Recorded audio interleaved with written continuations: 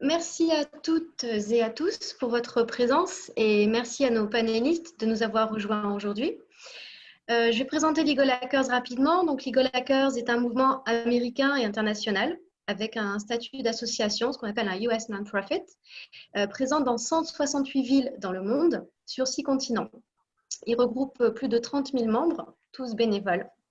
Il réunit avocats, entrepreneurs, designers, ingénieurs et universitaires qui explorent et développent des solutions créatives répondant aux enjeux émergents liés à l'interconnexion du droit et de la technologie. À travers des meet-ups locaux, hackathons, ateliers ou bien des conférences comme aujourd'hui, Legal Hackers aide à identifier les limites et opportunités lorsque la technologie peut améliorer et être utile à la pratique du droit et quand le droit et la politique peuvent s'adapter à une technologie en constante évolution. Legal Hackers est présent en France dans 2 villes, Toulouse et Paris, et les événements sont publiés sur l'application Meetup, pour ceux qui connaissent. Aujourd'hui, notre sujet s'intitule « Fake News, démêler le vrai du faux, intox ou info ». Il est réalisé en partenariat avec l'Informaticien, magazine de référence des professionnels de l'informatique, et le Village de la Justice, qui est le premier magazine en ligne juridique destiné au métier du droit. Et je suis en compagnie de Mehdi pour modérer ce panel, qui est donc parmi les panélistes, Mehdi, co-organisateur de Legal Hackers Paris. Donc sur les fake news, que ce soit côté entreprise et e-réputation d'une société, ou bien encore du côté des médias, nous sommes tous touchés de près ou de loin par la désinformation, aussi connue sous le nom de fake news. Comment définit-on ce concept? Sous quelle forme nous touche-t-il? Quels en sont les enjeux? Quel rôle joue le droit pour s'en protéger et lutter contre? Enfin, quelle perspective peut-on imaginer pour un futur où l'information va de plus en plus vite? Donc, nous aborderons les fake news et leurs enjeux juridiques en 2 parties. Tout d'abord pour les entreprises et ensuite dans les médias. Pour traiter ce sujet, nous avons avec nous 4 panélistes de renom. Je vais leur laisser la parole afin qu'ils se présentent. Bonjour et bienvenue. Bonjour. Commencez par Lamia. Merci. Ouais.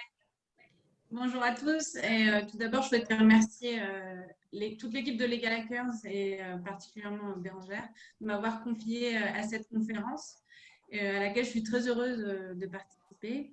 Je suis avocate en droit de la propriété intellectuelle et du numérique. J'accompagne principalement des entreprises de toute taille, allant de la start-up à la société cotée, dans la protection et la valorisation de leurs actifs immatériels. À ce titre, j'ai accompagné de nombreux clients confrontés à des fake news dans la préservation de leur réputation, mais aussi des plateformes dans leur mise en conformité et dans leur prise de position quant à leur responsabilité à la lumière des évolutions législatives. Merci. Je ne sais pas qui… Allons avec Laurent. Oui, bonjour à tous. Laurent Bigot, je suis journaliste, maître de conférence également en sciences de l'information et de la communication à l'Université de Tours. Je dirige une école de journalisme qui s'appelle l'EPJT, École publique de journalisme de Tours. Je suis membre du laboratoire de recherche PRIME, basé à l'Université de Tours, et je suis membre aussi d'un projet de recherche qui s'appelle Vigie, qui est consacré à la vérification de l'information et qui est financé par l'Agence nationale de la recherche.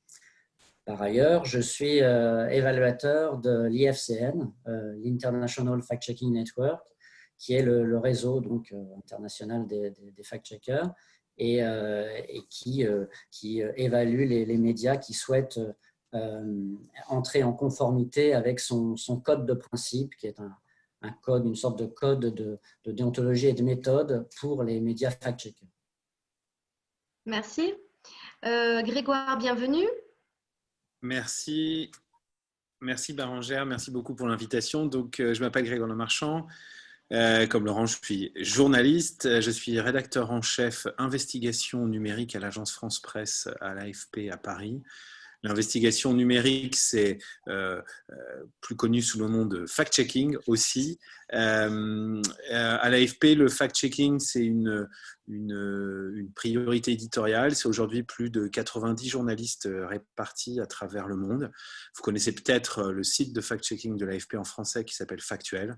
mais il a 15 autres déclinaisons. On écrit en 16 langues, donc avec des journalistes un petit peu partout dans le monde, en Australie, au Chili, aux États-Unis, en Afrique du Sud, en Tunisie, en Birmanie, en Thaïlande, etc. Enfin, je ne vous fais pas la liste exhaustive.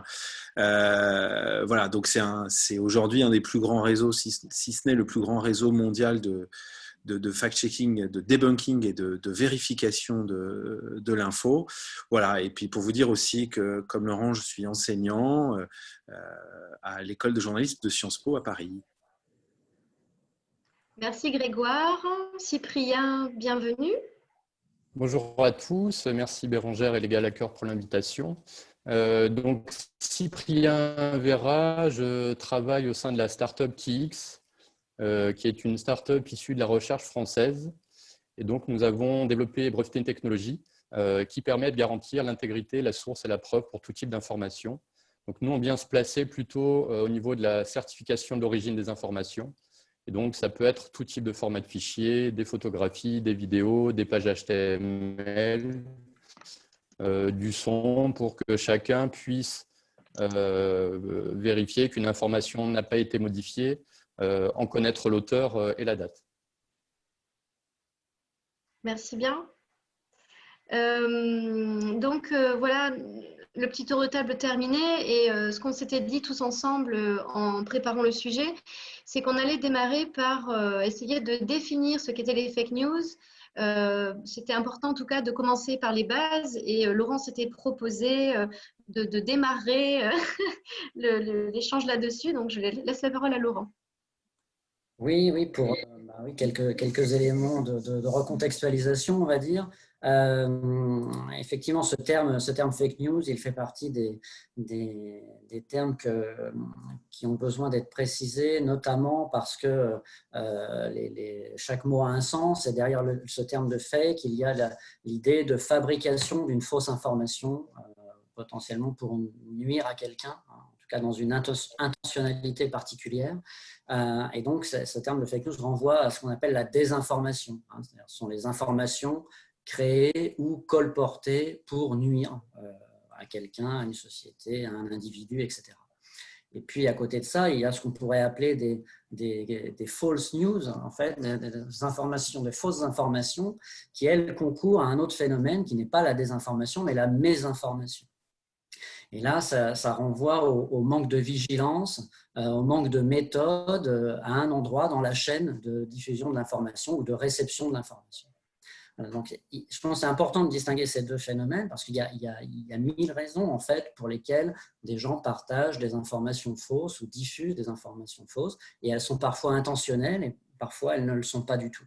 Parfois, elles sont juste là pour amuser. C'est de l'ordre de la satire, de la parodie.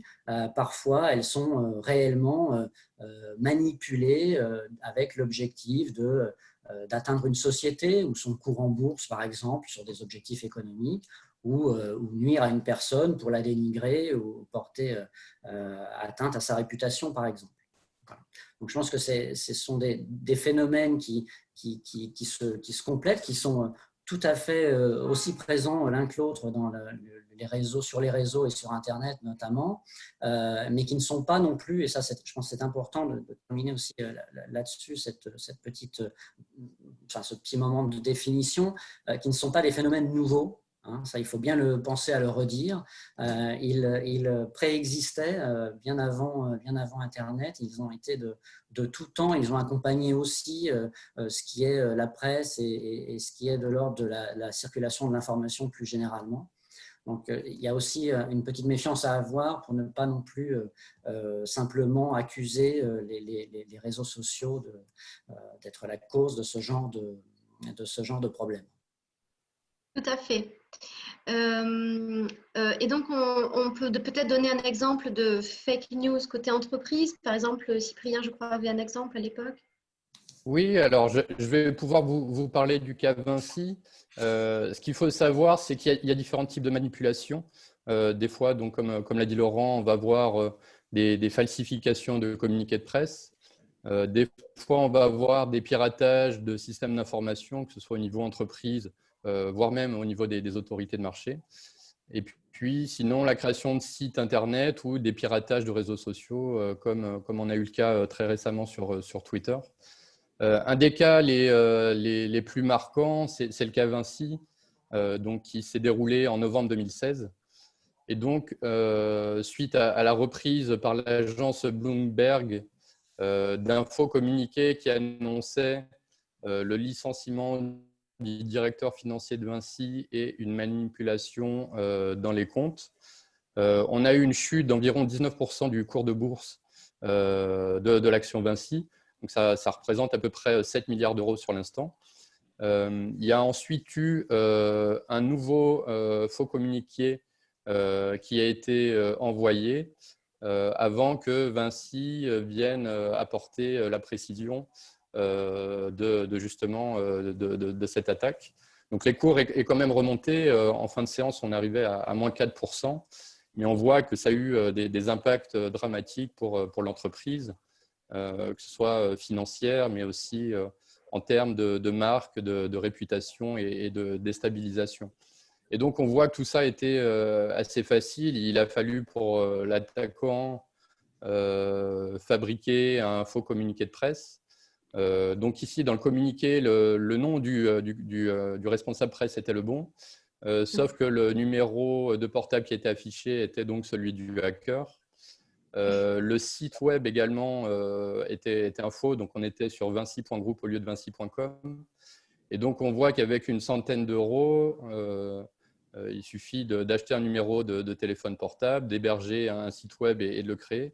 On arrive à créer des attaques qui ont des ampleurs gigantesques. Donc voilà, il y en a eu différents. BlackRock a été attaqué en 2019, des entreprises comme Starbucks, Nutella ou Fitbit. Donc voilà, c'est quelque chose d'assez courant et on en voit de plus en plus. D'accord. Et alors, donc, côté juridique, quels sont les textes qui existent, qui peuvent protéger les entreprises? Quel recours elles ont? Oui. Ce dont on se rend compte, en fait, finalement, c'est que à l'heure des réseaux sociaux, c'est plus les organisations qui sont les seules émettrices de l'information, que tout un chacun peut diffuser des informations et que aussi on est confronté à une deuxième un peu nouveauté, c'est la rapidité, la viralité de cette information. Donc, le premier réflexe à avoir, c'est de se constituer la preuve de la diffusion de l'information. Donc, en faisant la plupart du temps, on va aller avoir recours à des constats d'huissier. Ça, c'est un réflexe primordial avant d'avoir recours à des solutions éventuellement techniques pour éviter justement de ne plus avoir aucune preuve et de ne plus pouvoir agir ou avoir gain de cause. Une fois la preuve constituée, on pourra agir sur des fondements qui, on l'a dit tout à l'heure, existaient déjà avant, puisque finalement la fake news, ce n'est pas une nouveauté. On a des fondements qui existaient avant, donc notamment les infractions de presse avec la loi de juillet 1881, mais aussi les dispositions de droit commun avec par exemple la concurrence déloyale. Donc, ce qui change finalement d'un point de vue juridique, ce n'est pas tellement les fondements des actions, mais plutôt les moyens d'action. On va avoir de nouveaux moyens d'action avec, par exemple, la possibilité, avec la loi pour la confiance dans l'économie numérique qui date de 2004, de solliciter les intermédiaires techniques et notamment leur demander de faire retirer le contenu litigieux par les hébergeurs ou demander que l'accès soit bloqué par les fournisseurs d'accès ou encore de demander le déréférencement de l'information aux moteurs de recherche. La seule difficulté qu'on a actuellement d'un point de vue juridique, c'est la décorrélation entre le temps juridique et le temps numérique, si je puis appeler ça comme ça. Et c'est là qu'interviennent les solutions techniques qui peuvent compléter les outils juridiques à notre disposition. Et donc, je laisserai Cyprien donc, expliquer un petit peu ce qu'il propose et les outils techniques à disposition. Oui, merci Lamia. Donc, nous, Kix, donc, on travaille sur la confiance numérique et justement à la suite du cas Vinci, des entreprises nous ont présenté le cas et nous ont demandé si on n'avait pas des solutions qui pouvaient permettre justement de limiter ce risque de fake news.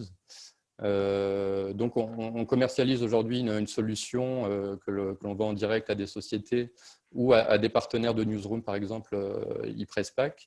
Et l'idée, c'est de venir certifier l'information dès son origine.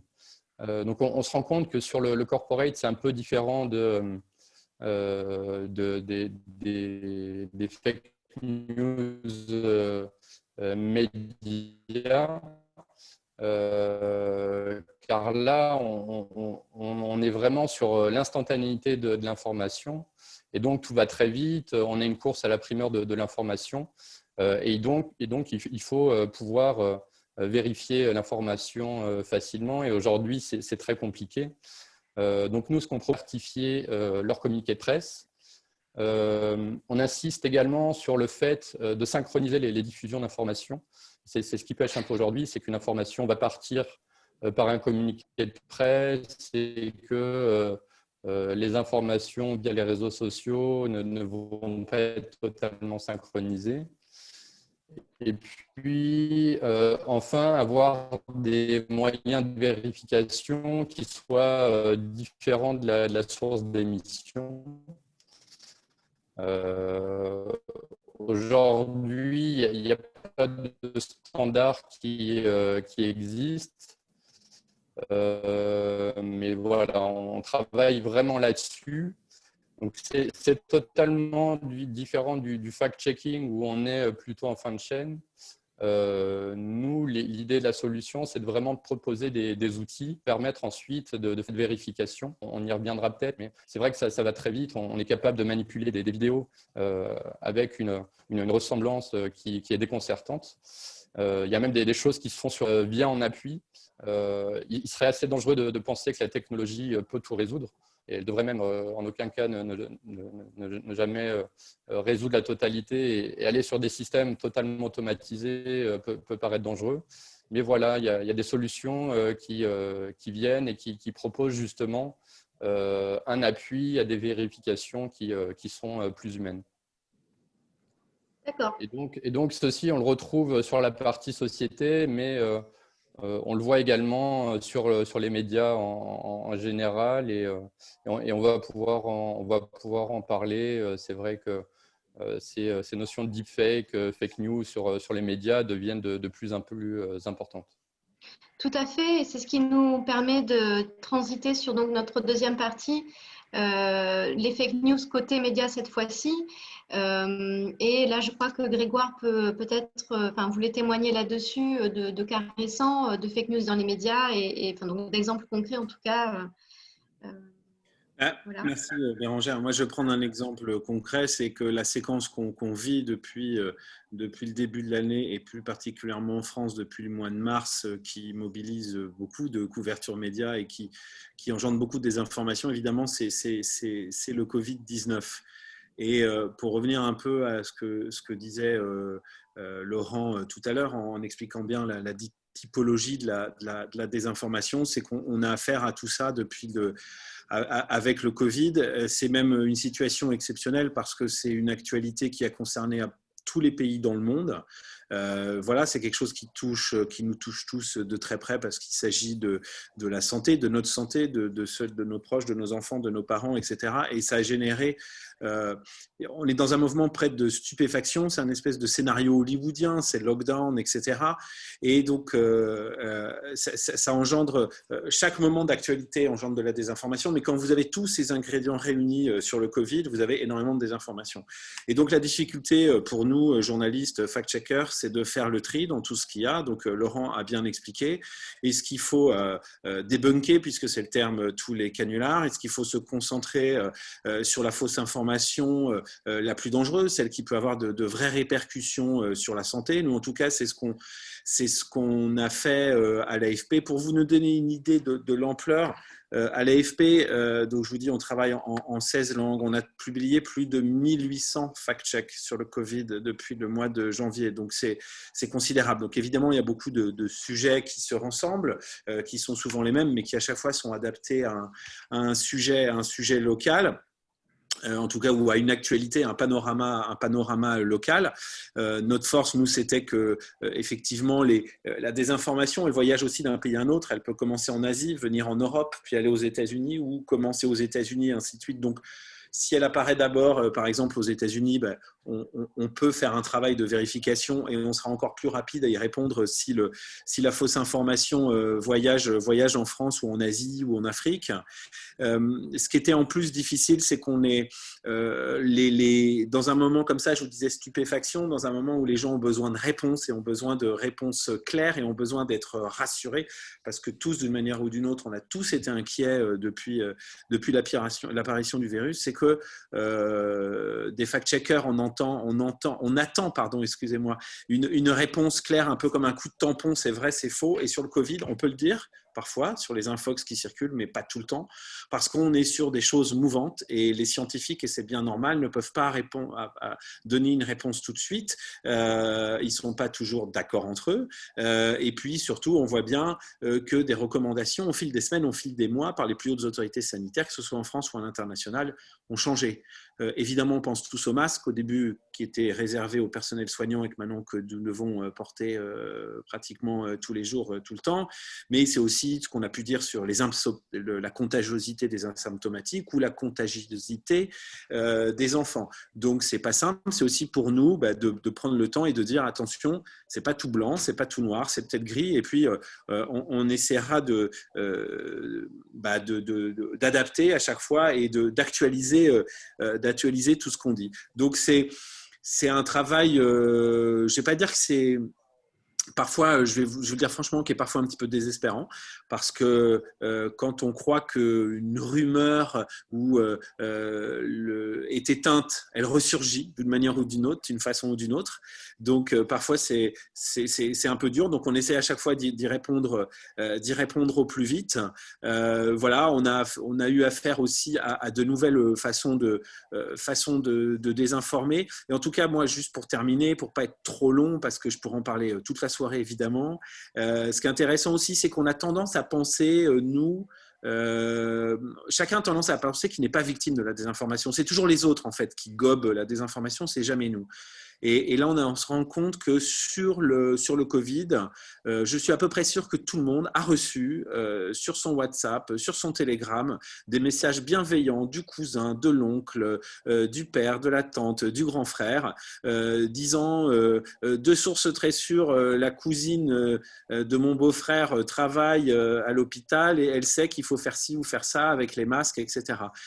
C'est pas de la désinformation maligne pour semer la panique, mais c'est des gens qui pensent bien faire. Sauf qu'en pensant bien faire, finalement, on répand de la désinformation. C'est aussi, ça montre à quel point, à la fois, on peut être tous touchés et que la désinformation, c'est pas que, c'est un peu la caricature, c'est pas que des méchants nazis ou des trolls bas du front qui ont envie de semer la zone. Il y en a beaucoup, évidemment, mais c'est pas que ça et que parfois, ça peut être à l'insu de son plein gré. Voilà. Tout à fait. Et là-dessus, quel est le volet juridique? C'est-à-dire, ces fausses infos relayées par des plateformes, il y a forcément aussi une responsabilité de la part des plateformes. Je pense que Lamia voulait en parler également. Oui, parce que ce qui est intéressant, en fait, d'un point de vue juridique, c'est de se rendre compte qu'il y a des nouveaux acteurs qui entrent en jeu dans la diffusion des fake news et qu'en fait, il n'y a plus une sorte de monopole de l'information par des organes de presse qui sont soumis à des obligations déontologiques et qu'aujourd'hui, on a des plateformes qui hébergent et qui donc contribuent à relayer de l'information, alors même que ces plateformes ne sont pas soumises à des obligations déontologiques et que ces plateformes ne sont souvent même pas les auteurs de ces informations. Donc, on a eu une première loi qui est la LCEN dont j'ai parlé tout à l'heure de 2004, qui a créé un statut un peu particulier faisant la distinction entre d'une part les éditeurs de contenu et d'autre part les hébergeurs de contenu, avec une responsabilité limitée de la plateforme à partir du moment où on se situait du côté de l'hébergeur.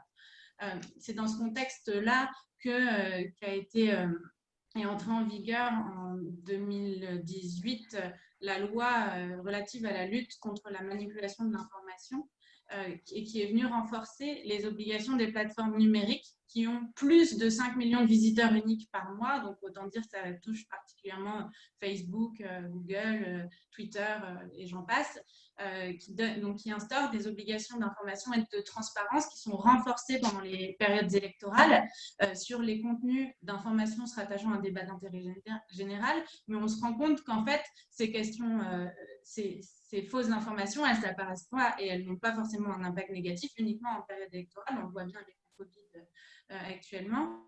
Donc, de façon plus générale, ces plateformes, elles ont aussi des obligations de mettre en œuvre des mesures visant à lutter contre la diffusion de fausses informations, mais ce sont les plateformes qui sont libres de définir quelles sont ces mesures à mettre en place.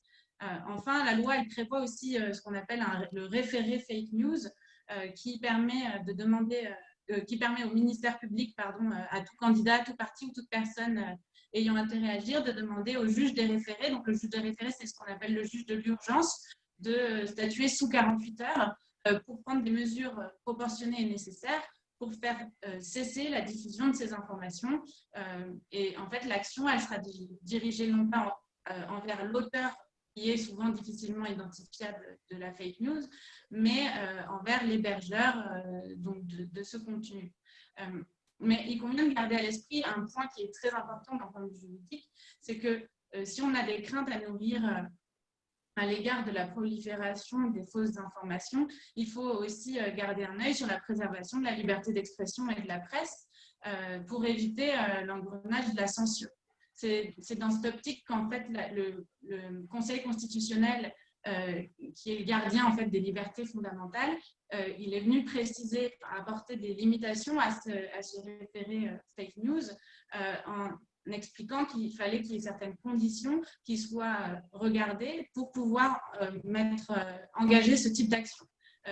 Ces conditions, c'est que les fake news doivent être artificielles et automatisées, massives et délibérées. Là, on revient sur la distinction qui est difficile, comme on disait tout à l'heure, entre le fait de volontairement d'avoir le caractère intentionnel de la fake news ou non.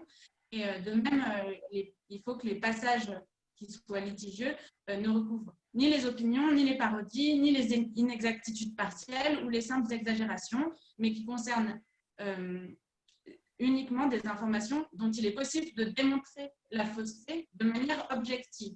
Donc, en fait, on en vient à des critères qui sont quand même assez stricts et qu'il faut pouvoir démontrer dans l'urgence, puisqu'en fait, on est face au juge des référés. Donc, il est peu surprenant que l'une des premières mises en œuvre judiciaires se soit soldée par un échec. Vous avez tous entendu parler, me semble-t-il, du tweet de Christophe Castaner qui soulevait en pleine manifestation des gilets jaunes, je cite, qu'ici, à la Pitié-Salpêtrière, on a attaqué un hôpital, on a agressé son personnel soignant et on a blessé un policier mobilisé pour le protéger. Donc, il y a eu une action, donc un référé fake news à l'encontre de ce tweet, et le juge y a vu non une fake news, mais une exagération, non dénuée de tout lien avec des faits réels, puisque une intrusion dans un hôpital avait bien eu lieu. Et je ne vais pas m'étaler plus longtemps, mais il y a aussi des nouveaux pouvoirs qui ont été conférés au CSA, qui avant étaient uniquement le gendarme des radios et des télévisions, et qui vient maintenant avoir des pouvoirs de regard, de contrôle envers les plateformes. D'accord. Voilà pour un petit aperçu des éléments juridiques. Et quelque chose à rajouter après de la part peut-être de Laurent, non, sur ce côté un peu média? Oui, enfin, juste rappeler de la même manière qu'on expliquait tout à l'heure que le phénomène n'est pas nouveau, donc voilà, et le phénomène a toujours existé. La vraie différence, et c'est ça qu'il faut bien comprendre, c'est l'évolution de cette notion d'espace public. En fait. C'est-à-dire que tout le monde peut s'exprimer dans un espace mondialisé, donc avec des plateformes qui peuvent donner très vite de l'écho à ces fausses informations. Et c'est cette dimension, en fait, c'est le dimensionnement du problème qui a fondamentalement changé de manière très, très importante. Et c'est vrai que quand on parle de l'organisation des médias pour lutter contre ces fausses informations, comme le disait Grégoire, ça peut avoir un côté désolant, hein, parfois, voilà, un peu déprimant, même quand on a à cœur de venir à bout de la circulation d'une fausse info, parce que ça ne s'arrête jamais, ça se renouvelle sans cesse, ça circule d'ailleurs même partout dans le monde, donc dans toutes les langues. On voit bien que là maintenant les fact-checkers essaient de s'organiser à l'échelle internationale pour collaborer, se passer des informations, travailler ensemble au debunking d'une information. Et malgré tout ça, on arrive quand même, on est à une dimension, on va dire, aval du problème. Et c'est peut-être plutôt en amont qu'il faudrait essayer de faire quelque chose. Alors du coup, ça nous conduit peut-être à notre troisième partie sur les perspectives en fait. Parce que quelque part, qu'est-ce qu'on pourrait mettre en place? On avait parlé peut-être de certaines tentatives de labellisation, en tout cas de certaines solutions qui sont recherchées aujourd'hui pour essayer de certifier la valeur d'une information. Oui, je sais pas, Grégoire, tu veux en parler ou Vas-y Laurent, puis je rebondirai. Bon, il y a effectivement des réflexions qui sont menées pour essayer de donner des repères au grand public pour qu'il puisse se dire telle source d'information, au moins là je sais que je n'aurai pas affaire à des informations non vérifiées, à des informations totalement erronées, etc. Et notamment en termes de médias. Et parmi ces solutions, plusieurs ont été tentés. On a eu d'abord le décodex du Monde, hein, le décodex fait par les journalistes du Monde, et par les décodeurs en fait, qui avait vocation à essayer de classer les différents titres, les différents médias français en fonction de leur degré de fiabilité. Bon, ça a été un peu, même pas un peu, beaucoup contesté parce que, bien sûr, c'est un média qui se retrouvait en position de labelliser ses concurrents. Donc, c'est forcément le côté jugé parti, c'est pas très bien passé. Hein, on pouvait l'imaginer avant. Il y a d'autres tentatives, notamment peut-être plus intéressantes, notamment celle de RSF sur la Journalism Trust Initiative, qui là a vocation à essayer de codifier ce que peut être une bonne information, avec un processus de certification de l'information bien vérifiée, bien transcrite et puis bien délivrée, voilà, d'un bout à l'autre de la chaîne. Ça, c'est un travail qui est un peu long, qui est en cours, je crois, depuis 2 ans. Grégoire, tu m'arrêtes si je me trompe, et qui n'a pas encore complètement abouti, mais qui est censé normalement commencer à porter ses fruits à partir de cette année ou de l'année prochaine, je crois. De mon côté, en fait, effectivement, le fact-checking, c'est toujours un travail qu'on fait après, j'allais dire, une fois que la fausse information est publiée. Les tentatives de labellisation, c'est de dire est-ce qu'on ne peut pas donner des signaux avant? Et c'est vrai que, par exemple, l'idée de la Journalism Trust Initiative portée par RSF, notamment, et l'AFP également, c'est pourquoi pas essayer de trouver des signaux concrets qui seraient notamment donnés aux algorithmes des principaux moteurs de recherche, voilà, en disant ce site donne un certain nombre de garanties qui fait que si vous faites une recherche dans l'actu, ça serait sans doute mieux de le mettre avant d'autres, et quand bien même ceux-ci, par exemple, ressortent parce qu'ils ont davantage de viralité sur les réseaux sociaux. Pardon. La viralité n'est pas synonyme nécessairement de qualité, loin de là. Après, la labellisation, c'est quelque chose évidemment d'extrêmement difficile. Je vous prends juste un exemple. Vous avez Fox News aux USA que que vous connaissez au moins de nom. Fox News, c'est une rédaction avec des journalistes formés comme tels et qui, bon, je ne suis pas un spécialiste des États-Unis, mais je sais que des journalistes, et notamment un ou deux journalistes politiques, sont réputés d'excellents intervieweurs. Notamment un, malheureusement j'ai cherché, je ne me souviens plus de son nom, qui est réputé pour mettre en difficulté Trump, etc. Et j'allais dire qui est loué par ses confrères du reste de la presse. Mais vous avez à côté des éditorialistes qui, on va dire, font des éditos de l'opinion, et Lamia parlait tout à l'heure de tout ce qui relève de l'opinion. Est-ce que l'opinion, ça peut être de la désinformation qui brouille les messages? Vous pouvez avoir en France des chaînes info qui vont faire des journaux respectant tous les standards de qualité, mais qui ensuite vont avoir des plateaux ouverts pour des gens qui vont raconter n'importe quoi. Qu'est-ce qu'on fait pour ces médias? Est-ce qu'on les labellise parce qu'ils ont une rédaction qui travaille bien, mais qu'à côté, ils ont des émissions où ils invitent à peu près n'importe qui, parce que n'importe qui, ça peut faire de l'audience aussi. Et que, évidemment, la désinformation joue, voilà, ça fait toujours causer, on joue sur les ressorts de l'émotion, etc. Donc, c'est compliqué, et malheureusement, je crois qu'il n'y a pas de solution miracle. Voilà, j'allais dire... il faut, mais c'est pas pour autant qu'il faut abandonner ces pistes-là, mais c'est évidemment compliqué. Et puis, dernière chose, la labellisation aussi pourrait, j'allais dire, mise entre de mauvaises mains, peut être aussi une forme de censure. Oui.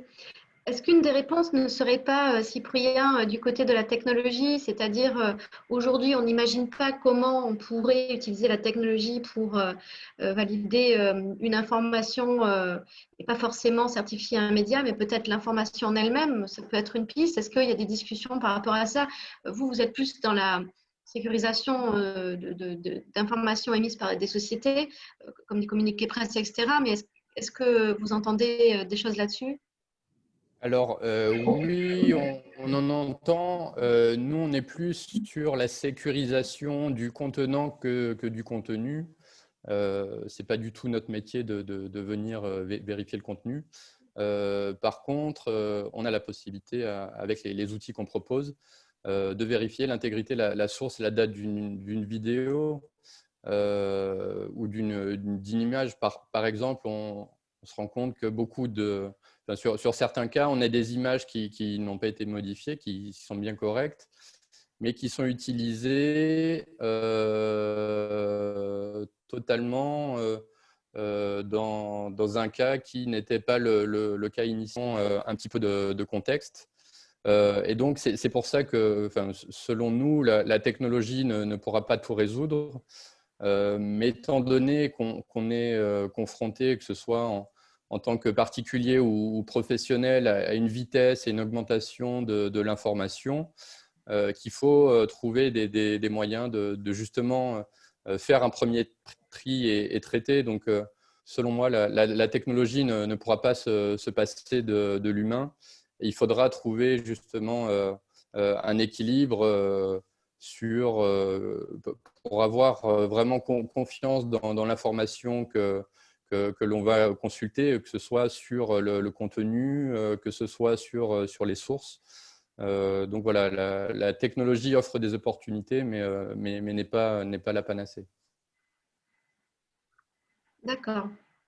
J'en profite peut-être pour que chacun prenne la parole une dernière fois sur la façon dont vous souhaiteriez ou vous imaginez que les choses pourraient évoluer pour aller vers peut-être plus de fiabilité et limiter les fake news, que ce soit aussi bien du côté entreprise ou du côté des médias.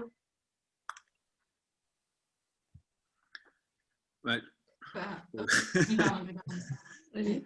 Alors, en fait, je vais je vais pas vraiment répondre à votre proposition, Bérangère, mais je voulais rebondir notamment sur ce que disait Cyprien, et puis on en a parlé tout à l'heure. Moi, je voulais juste dire un petit mot parce que c'est quelque chose dont on a beaucoup entendu parler, c'est les fameux deepfakes. Vous savez qu'aujourd'hui, on a la puissance et la sophistication nécessaire, technologiquement parlant, pour réaliser des vidéos suffisamment bluffantes pour faire dire n'importe quoi à n'importe qui. C'est quelque chose dont on parle beaucoup depuis 2-3 ans. J'ai même vu des chercheurs ou des journalistes en disant, voilà, infocalypse, contraction de info désinformation et apocalypse is coming, parce que effectivement, voilà, si on fait dire n'importe qui à n'importe quoi à n'importe qui, ça devient vraiment, vraiment terrifiant. Mais c'est vrai que nous, praticiens, et je pense que Laurent pourra confirmer, en fait, on a vu très peu, voire pas du tout de deepfake, parce que finalement, pour désinformer, il n'y a même pas besoin de cette sophistication.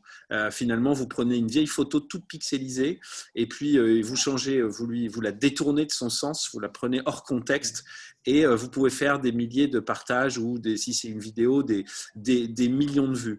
Et ça montre que voilà, la technologie, finalement, elle est presque trop avancée face à la simplicité de désinformer qui, encore une fois, joue beaucoup sur des ressorts qui n'ont rien à voir avec la technologie. C'est un peu, voilà, on profite des faiblesses de notre cerveau. Donc, je ne dis pas que ça ne va pas arriver, et pour ceux peut-être qui ont vu une vidéo absolument bluffante qui avait été faite il y a 2 ans par le comédien Jordan Peele avec BuzzFeed, où il faisait justement dire ce qu'il voulait à Obama.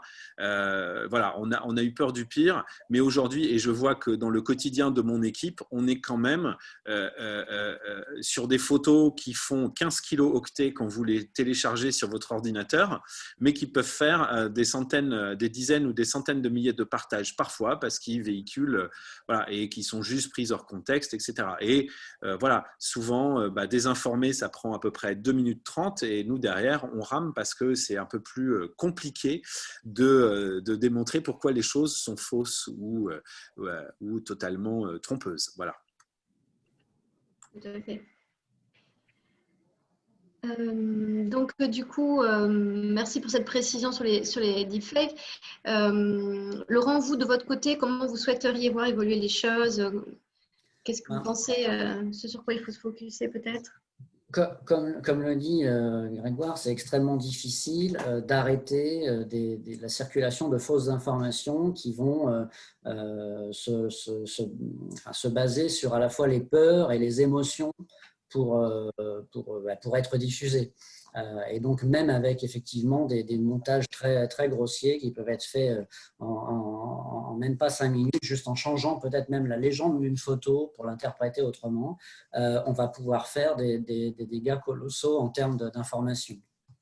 Donc, à partir de là, on peut penser que c'est un combat utile, mais quand même finalement un peu vain de vouloir essayer de débunker toutes les rumeurs qui circulent avec ça. Et d'autant que toutes les populations sont touchées. On n'en a pas parlé, mais c'est vrai que c'est pas quelque chose qui fait une distinction entre l'ouvrier et l'universitaire ou le politique. Enfin, tout le monde est potentiellement, et Grégoire l'a dit tout à l'heure, c'est vrai, un petit peu victime des fausses informations parce qu'il les voit et puis parce qu'il les croit assez régulièrement. On voit même des politiques se faire reprendre parce qu'ils ont eux-mêmes relayé une information qu'ils pensaient exacte, une déclaration qu'ils pensaient exacte alors qu'elle était fausse. Donc moi, je crois qu'il y a derrière ça quand même des enjeux majeurs en fait, de démocratie et de vie en société, et que essayer de s'attaquer à ce phénomène, c'est d'abord le prendre en amont et pas seulement en aval. Et donc en amont, comme je disais tout à l'heure, c'est l'éducation des citoyens. Voilà. C'est essayer de faire en sorte que chacun, à un moment donné, dans ses apprentissages fondamentaux, ait les outils et l'esprit critique aiguisé face à un univers informationnel qui a considérablement changé. Les fake news étaient là tout le temps, mais les moyens d'accéder à l'information ont considérablement changé, et les moyens de diffuser de l'information ont considérablement changé. Et pour diffuser de la désinformation ont aussi considérablement changé. Donc, tout a changé dans cet univers informationnel, mais les aspects éducatifs pour armer les citoyens à évoluer dans cet univers-là, eux, ils n'ont pas vraiment fondamentalement changé. Et je pense que c'est un peu là qu'il faudrait… alors, il y a des initiatives, bien sûr, mais je pense que c'est un peu là qu'il faudrait mettre le maximum de force, à mon avis. En tout cas, si on veut avoir en face de soi des gens qui soient un peu éveillés face à ces questions. Tout à fait. Tout à fait. Est-ce que Cyprien souhaite ajouter quelque chose avant qu'on passe aux questions-réponses? Oui, peut-être compléter un petit peu le point de vue de Laurent sur de l'éducation, peut-être plus en termes de cybersécurité. C'est vrai qu'au niveau des entreprises, on le voit bien, le temps qu'il ne nous est rien arrivé, tout va bien, ça n'arrive qu'aux voisins, et donc on investit très peu, que ce soit dans l'éducation des personnes et également dans les outils. Aujourd'hui, on le voit bien, il y a de plus en plus de piratage informatique. Même nous, personnellement, sur les boîtes mail, on reçoit de plus en plus de spam, de phishing, qui aujourd'hui, par exemple, signent ces emails. Pas grand monde. Donc voilà, il y a une éducation également à faire sur les aspects un peu plus numériques et cybersécurité. D'accord, tout à fait. Et du côté du droit, Lamia, comment voyez-vous les choses? Est-ce qu'aujourd'hui, il y a des sujets en réflexion pour faire évoluer la loi? Il y a plusieurs sujets, hein, bien entendu. Alors, le premier, c'est que la loi, pour l'instant, sur la désinformation, c'est une loi qui est nationale. Or, comme le disait Grégoire tout à l'heure, l'information, elle vient de partout. C'est pas un sujet qui est justement focalisé sur le territoire national. Et du coup, à partir du moment où on a une loi nationale, on perd un peu la main sur la désinformation, puisqu'en fait, on ne pourra pas agir contre tout enfin, toute information qui nous vient, enfin, un fake news en tout cas. Et l'autre sujet qui est donc à part, au-delà d'avoir une réflexion qui soit internationale et qui vient d'ailleurs avec le Covid, l'Union européenne se penche sur la question, s'est fortement penchée sur la question, mais enfin, on n'y est pas encore. Et l'autre sujet, je pense, et ce que je disais tout à l'heure, c'est qu'on a des nouveaux acteurs qui sont partie prenante dans la diffusion de l'information et qui ne sont pas soumis à des règles déontologiques. Et peut-être, si ce n'est leur donner une responsabilité qui soit celle des organes de presse, dans la mesure où, en effet, ils n'ont pas le même rôle qu'un organe de presse, au moins éventuellement créer un socle déontologique commun et différents niveaux de responsabilité en fonction de l'activité entre guillemets de la plateforme et de son rôle dans la diffusion de l'information. Voilà. Très bien. Ça, c'est d'un point de vue juridique. Et je suis tout à fait d'accord sur la question de l'éducation. Je pense que c'est primordial et que de toute façon, on pourra mettre en place tous les éléments juridiques, techniques qu'on veut, tant qu'il n'y a pas d'éducation, alors même des plus jeunes, hein, sur ces sujets-là, on n'avancera pas. Oui, alors pour rebondir sur l'éducation, on a eu une question de la part de notre public, donc je vais en profiter pour la poser. La question, c'est dans un premier temps, sans parler des outils, mais qu'est-ce qui fait que selon vous, autant de gens tombent aussi facilement dans le piège des fake news? Est-ce que c'est justement un manque d'éducation vis-à-vis du numérique, une perte de confiance dans les médias traditionnels? Voilà, ce genre de raisons. Moi, je veux bien donner une première réponse. Alors, évidemment, je ne reviens pas sur tout ce qu'a dit Laurent sur l'éducation, sur l'éducation aux médias. C'est vrai qu'aujourd'hui, avec les réseaux sociaux, c'est vrai que les réseaux sociaux, il y a encore... il y a 10 ans, on les célébrait parce que c'était les printemps arabes, parce que c'était les voix des dissidents, la voix des droits de l'homme, etc. Bon, maintenant, on leur tape dessus à bras raccourcis en permanence.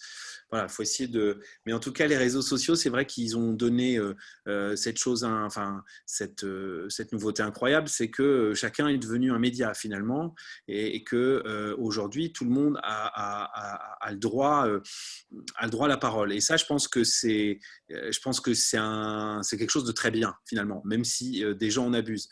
Après, effectivement, il y a un manque. Aujourd'hui, vous avez, si on prend Facebook ou Twitter en France, vous avez aujourd'hui des pages qui se disent pages d'actu, par exemple, sur certaines thématiques ou pas, qui sont tenues par des gens qui effectivement ne sont. C'est même pas le fait de presque de ne pas être journaliste, parce qu'on peut être un expert ultra pertinent sans être journaliste, mais qui, on va dire, effectivement, ne sont soumis à aucune déontologie, n'ont pas forcément de méthode de travail, etc., et qui ont une audience considérable par rapport à des rédactions, on va dire, historiques, etc. Donc là-dessus, il y a une horizontalité. Alors, il ne s'agit pas de dire il faut revenir en arrière, mais effectivement, je crois qu'il y a un moment, il faut essayer d'expliquer aux gens que 1 n'égale pas 1. Après aussi, je vais mettre une pierre dans le jardin de la presse, etc. Il y a aussi effectivement une crise de confiance, alors généralement contre les institutions, mais aussi contre la presse, et qui récolte aujourd'hui le fruit de ce qu'elle a semé. On sait que voilà, il y a le fameux baromètre Télérama Lacroix tous les ans sur la confiance dans la presse, et chaque année c'est de pire en pire en France. Et voilà, en 2019, les choses ne se sont pas arrangées. Donc, c'est aussi à l'écosystème médiatique de se poser des questions. Alors, il s'en pose beaucoup. Je ne sais pas s'il apporte toujours les bonnes réponses. Et voilà, pour être très clair aussi, moi, je crois en la vertu du fact-checking, de l'investigation numérique, de la vérification, mais on n'a absolument pas, nous, la prétention de régler le problème de la désinformation et de la confiance des médias. Pour nous, c'est une des clés qu'il faut, en tout cas, une des pistes et quelque chose qu'il faut creuser, mais j'allais dire faire du meilleur journalisme, moins de sensationnalisme. Enfin, j'enfile un peu les perles parce que je ne suis pas le premier à le dire et ça fait très longtemps. Mais c'est vrai que là-dessus, il y a quelque chose, il y a vraiment quelque chose à faire, et de montrer que finalement, voilà, les médias font autre chose, et je ne vais pas dire qu'ils ne sont pas forcément plus dignes de confiance, mais au moins si on peut apprendre aux gens à avoir un petit peu plus d'esprit critique. Ce n'est pas parce que je vois qu'il faut croire, c'est vraiment quelque chose sur lequel il faut creuser, insister. Et oui, c'est de l'éducation. Il y a peut-être que quelqu'un veut compléter ou pas, parce que sinon on en a une autre. Passer à l'autre. Oui, parce qu'en fait, pour poursuivre ce que disait Grégoire, une autre question, c'est est-ce que ce serait possible, réalisable ou même pertinent de se doter d'un outil ou équipe ou agence de presse spécialisée justement dans le traitement des fake news à la mode et actuelle, et les démonter étape par étape avec des outils accessibles au public, du type Google Images, Reverse, ce genre de choses. Ouais, ça c'est ce que fait Factuel, hein, je crois. Enfin, je ne veux pas faire de la… Oui, merci Laurent, c'est exactement ce que donc, je fais une seconde de pub, factuel.afp.com. Voilà. Et avec la méthodologie, avec voilà, déjà toute la déconstruction point par point. Ouais. Voilà. Mais que font les autres fact-checkers, hein, on n'est pas voilà. Mais et j'allais dire, on a la chance en France d'avoir pas mal de fact-checkers qui font du bon boulot. Donc c'est une première piste. Voilà. D'accord. Donc, on en a une dernière qui nous reste à répondre, et là, ça concerne la sécurisation des communiqués plutôt, donc ça sera une question pour Cyprien. Et d'ailleurs, c'est adressé à Cyprien. Si cela vous est possible, pouvez-vous nous donner des exemples de clients de cette solution de sécurisation des communiqués par blockchain ? Oui, tout à fait. Donc, vous pouvez aller par exemple sur le site web d'Accor, donc presse.accor.com. Et donc, les communiqués corporate sont certifiés via notre partenaire ePressPack. Il y a également d'autres sociétés qui sont en cours d'expérimentation avec des passages en production qui devraient se faire dans les prochaines semaines. Et le site s'appelait comment, que je l'écrive, comme ça je vais le… presse.accor.com. A2COR. Oui, .com. .com. Presse en anglais. Presse en E, ok. Parfait. Et une dernière avant peut-être de se quitter. Est-ce que vous êtes sûr que la voie des codex était mauvaise? Est-ce que ça n'est pas l'approche, entre guillemets, autoritaire, sans justification des labels accordés, qui a posé problème? Je vais laisser Laurent répondre. Merci. Oui. Je crois que beaucoup de choses posaient problème, à la fois dans la méthode et dans la classification de certains titres, où fait, ça a donné l'impression que la rédaction du Monde, et en particulier des décodeurs, avait un parti pris contre certains titres, en ne justifiant pas toujours correctement la catégorie dans laquelle étaient placés les médias concernés. Donc, je crois que là, déjà, il y avait ce problème-là. Et puis, comme je l'ai dit tout à l'heure, la vraie difficulté de se lancer dans un exercice pareil quand on est soi-même un média, enfin, on la voit tout de suite, c'est d'avoir pas forcément la légitimité, en tout cas aux yeux du grand public, et on peut le comprendre. Un média n'a pas forcément la légitimité pour seul se mettre à faire ce classement dans une rédaction à 4 ou 5. Enfin bon, voilà, on imagine bien que ça peut être problématique. Donc je crois qu'il y avait, c'était pas la bonne méthode et c'était pas le bon interlocuteur pour le faire. Par contre, la démarche fondamentalement était intéressante parce que elle essayait de rendre crédibles certains médias par rapport à d'autres sources d'information, avec l'idée de guider le lecteur, de guider le citoyen. Bon, l'idéal, comme on l'a dit tout à l'heure, ce serait qu'il puisse se repérer par lui-même et qu'il arrive à faire la différence entre un média qui applique des process journalistiques et professionnels au moins pour mettre en forme l'information, et tout un tas d'autres sources qui n'ont rien à voir, et avec des gens qui font n'importe quoi, soit avec une intentionnalité particulière, soit juste pour se faire plaisir. Et ce distinguo-là, c'est très difficile aujourd'hui pour quelqu'un qui n'a pas eu une culture, on va dire une sensibilisation particulière à ce qu'est un média, à ce que sont des médias professionnels par rapport à des médias tout à fait bricolés. Et c'est pour ça que l'éducation est un enjeu. Nous, il y a une certaine génération de personnes, en fait, ont connu des médias de référence qui diffusaient, parce qu'il y avait un nombre de chaînes de télé limité, il y avait un nombre de radios limité, un nombre de journaux papier limité, donc, qui sont restés des médias de référence. Donc pour nous, c'est des médias de référence qui préexistaient, ils étaient faciles à ce moment-là à identifier. Mais aujourd'hui, quelqu'un qui débarque un peu dans cet écosystème médiatique qui est devenu complètement fou, qui part un peu dans tous les sens, quoi. Comment est-ce qu'on va chercher la bonne méthodologie de diffusion de l'information parmi tout ça?